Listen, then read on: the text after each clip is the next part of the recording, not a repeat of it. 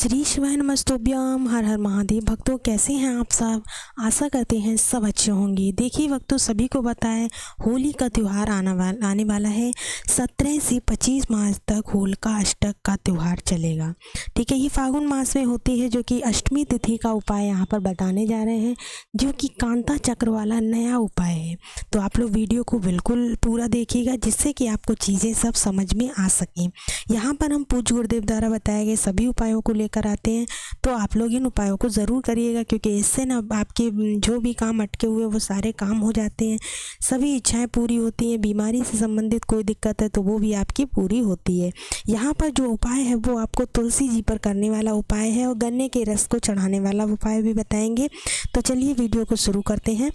देखिएगा, आपका जो पहला उपाय है वो किससे संबंधित है? तो पहला उपाय आपका बीमारी से संबंधित है, यानी कि आपके घर में कोई भी व्यक्ति ऐसा है जो बहुत दिनों से बीमार रहता है, बहुत परेशान है, बहुत से इलाज करवा लिया आप लोगों ने, पर वो ठीक नहीं हो रहा है। तो देखिए, पूज्य गुरुदेव जो है ना, अपनी कथा में बहुत सारे बीमारी से संबंधित उपाय बताते हैं, तो उसमें से ही ये एक उपाय यहाँ पर हम बताने जा रहे हैं। हमने पिछले कई वीडियो में बीमारी से संबंधित बहुत सारे उपाय बताए हैं, जिससे कि बहुत सारे लोगों को फ़ायदा भी हुआ है। तो जिन जिनको फ़ायदा हुआ उन्होंने कमेंट्स भी किया है, तो आप लोग भी इस उपाय को ज़रूर अपनाइएगा। तो देखिए, इस उपाय को करने के लिए हमें चीज़ों की ज़रूरत क्या क्या होगी, शुरू करते हैं। इस वीडियो के माध्यम से हम यहाँ आपको 3 उपायों के बारे में बताएंगे। ये हमारे वीडियो का पहला उपाय है। तो चलिए, पहले नंबर पर आपको लेना है शमी पत्र। जैसा कि आपको स्क्रीन पर दिखाई दे रहा है, इस तरह का शमी पत्र होता है। शमी पत्र आपको लेना है। एक का मतलब एक पत्ती नहीं होता, बल्कि ये शमी पत्र जो है यहाँ से तोड़ा जाता है, जहाँ पर हम टिक लगा रहे हैं, यहाँ से तोड़ेंगे तो ही ये पूरा एक माना जाता है। ठीक है, तो आपको एक शमी पत्र ले लेना है। उसके बाद दूसरी चीज़ आपको क्या लेनी है, एक लोटे में अपने घर से जल ले लेना है। हो सके तो उसमें गंगा जल भी डाल लीजिए। हमारे हिसाब से जो लोग भी पूजा करते हैं उन सभी के यहाँ पर गंगा जल जरूर होगा। तो अगर गंगा जल है आपके यहाँ तो गंगा जल डाल लीजिए। गंगा जल डालने के बाद आपको पहुँच जाना है महादेव के मंदिर में। मंदिर में पहुँचने के बाद आपको क्या करना है, यहाँ पर समझिएगा, जो माता का कटी भाग होता है, कटी भाग कौन सा होता है, ये वाला जो भाग होता है ना, ये माता का कटी भाग कहलाता है। ठीक है ना, और ये जो भाग है ना, ये अशोक सुंदरी माता का भाग है। ठीक है, जैसा कि मैं यहाँ पर निशान लगा रही हूँ, वहाँ पर देखिएगा, ये माता के अशोक सुंदरी वाला भाग है। इसके बीच का ये जो भाग है, ये वाला जो भाग है ना, ये 1 मिनट कलर चेंज करूँ।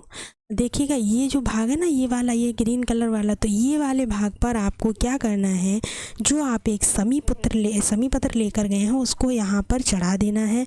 मणिभद्र का नाम लेकर। किसका नाम लेना है? नाम हमेशा याद रखिएगा। मणिभद्र का नाम लेकर उस शमी पत्र को समर्पित कर देना है। जब आप उसको समर्पित कर ले, उसके बाद आपको क्या करना है, आपको ना जो जल आप लोटे में लेकर गए उस जल को आपको महादेव के ऊपर यहाँ पर समर्पित कर देना है। जो भी व्यक्ति बीमार है उस व्यक्ति का नाम और गोत्र बोलते हुए क्या करना है, उस व्यक्ति का नाम और गोत्र जरूर बोलिएगा। नाम गोत्र बोलते हुए उस व्यक्ति के बारे में आपको प्रार्थना करनी है। सारे उपाय जो भी हम वीडियो में बता रहे हैं, इस वीडियो के माध्यम से सारे उपाय आप किसी समय किसी भी जगह पर, बस महादेव का मंदिर होना चाहिए, वहाँ पर कर सकते हैं। तो उम्मीद है आपको पहला उपाय समझ में आ गया होगा। और हाँ, एक निवेदन है आप लोगों से, अगर आप पहली बार चैनल पर विजिट कर रहे हैं, चैनल को लाइक सब्सक्राइब शेयर जरूर कर लीजिएगा। और हाँ, आप हमें इंस्टाग्राम आईडी और फेसबुक पर भी सर्च कर सकते हैं। इसके लिए आपको सर्च करना पड़ेगा शिव उपाय विद ऋचा। चलिए बढ़ते हैं अपने आज के दूसरे उपाय की तरफ। दूसरा उपाय बहुत ही छोटा है, बहुत ही ईजी है, बहुत ही प्यारा है। ठीक है, देखिएगा, ये जो उपाय है ये हमको करना है धन संपदा के लिए। किसके लिए करना है? जिसके भी घर में धन संपदा की कमी है, यानी कि उनकी आर्थिक स्थिति ठीक नहीं है, जो अच्छा खासा खाते पीते हैं तो उनके लिए तो करना ज़रूरी है ही, पर जिसके यहाँ बहुत ज़्यादा दिक्कत है वो इस उपाय को ज़रूर करिएगा। तो इस उपाय को करने में आपको बहुत सिंपल सी चीज़ों को लेना है। इस उपाय में आपको लेना है गन्ने का रस। गन्ने का रस कैसा होना चाहिए? देखिए, आजकल गर्मी का सीज़न चल रहा है, तो सभी को गन्ने का रस आमतौर पर हर गली हर नुक्कड़ पर मिल जाता है। गन्ने का रस जो भैया लोग ठेला लगाते हैं ना, उससे ले लीजिएगा। 1 गिलास रस लेना है आपको, लेकिन उसमें जो ये पुदीना डाल देते हैं, नींबू डाल देते हैं, नमक डाल देते हैं, ये सारी चीज़ें आपको नहीं डलवानी है। बिल्कुल सादा वाला गन्ना का रस लेना है। रस लेने के बाद आपको क्या करना है, यहाँ पर उपाय थोड़ा सा बदला हुआ है। क्या बदला हुआ है कि इसमें जो है ना रस आपको सादा लेना है, बहुत अच्छे से ध्यान रखिएगा। उसके बाद आपको घर पर आना है। घर पर आने के बाद आपको एक कटोरी ले लेनी है। उस कटोरी में इस रस को आधी कटोरी कर लेना है। कितना कर लेना है, आधी कटोरी कर लेना है, ठीक है। आधी कटोरी करने के बाद आपको क्या करना है, इसको लेकर आपको पहुंच जाना है महादेव की, नहीं सॉरी, यहाँ पर तुलसी का उपाय है तो तुलसी माँ के पास। लेकिन देखिए इस उपाय को ना कोई तिथि नहीं है, जो हो उससे आप कर सकते हैं, कोई भी तिथि हो कोई भी समय हो।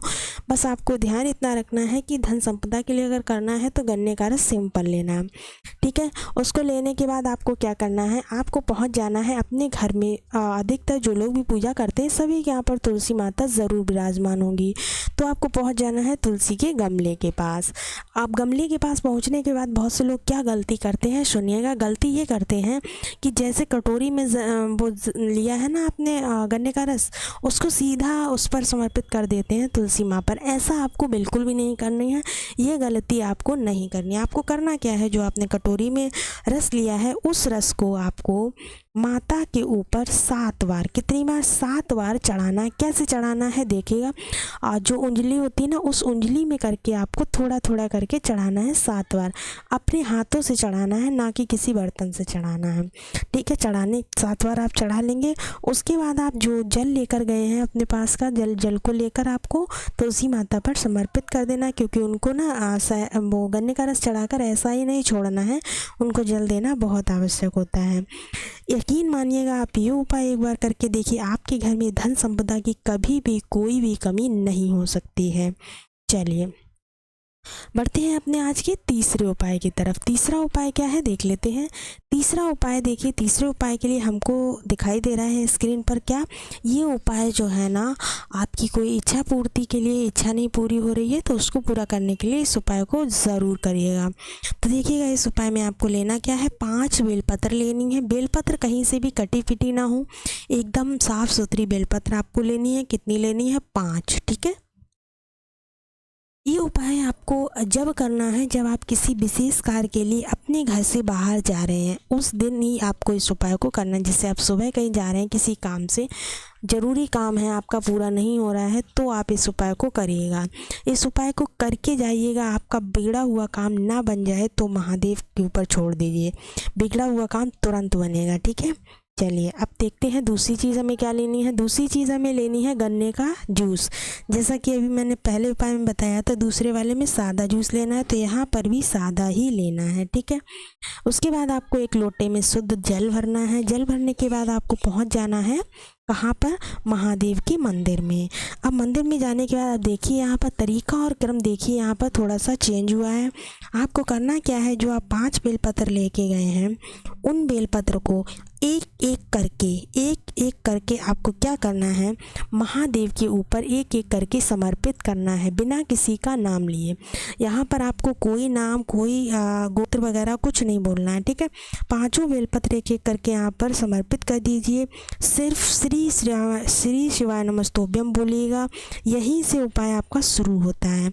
आपको करना क्या है, अब आपको जो डंडी वाला भाग है वो महादेव की अशोक सुंदरी की तरफ रखना है और पत्ती वाला भाग अपनी तरफ रखना है। जो आप गन्ने का रस लेकर गए, उस गन्ने के रस की कटोरी को दोनों हाथों से पकड़कर आपको महादेव पर अपनी मनोकामना का स्मरण करके किसका नाम लेना है वो नाम ध्यान से सुनिए। अब आपको जब गन्ने का रस समर्पित करेंगे तो आपको माँ त्रिपुरा सुंदरी का नाम लेना है। किसका नाम लेना है, त्रिपुरा सुंदरी का नाम। जो भी भक्त लेता है उसकी मनोकामना बहुत जल्द पूरी होती है। इस नाम को लेकर आपको क्या करना है, रस को महादेव पर समर्पित कर देना। उसके बाद जल जो आप लेकर गए हैं उस जल को महादेव पर समर्पित कर दीजिएगा। देखिए वक्तों, इसमें जो 3 उपाय बताए गए, तीनों उपाय आपके लिए बहुत इंपॉर्टेंट है। सबसे लास्ट में जो उपाय बताया है त्रिपुरा सुंदरी वाला, इस उपाय को आप लोग ज़रूर करिएगा, आपकी सारी मनोकामनाएं पूरी होंगी। तो उम्मीद है पूज्य गुरुदेव द्वारा बताए गए उपाय को हमने यहाँ पर बहुत अच्छे से समझाने की कोशिश की है, आप लोगों को समझ आया होगा। अगर आपका कोई भी क्वेश्चन है आपका, तो आप कमेंट्स बॉक्स में कमेंट करके पूछ सकते हैं।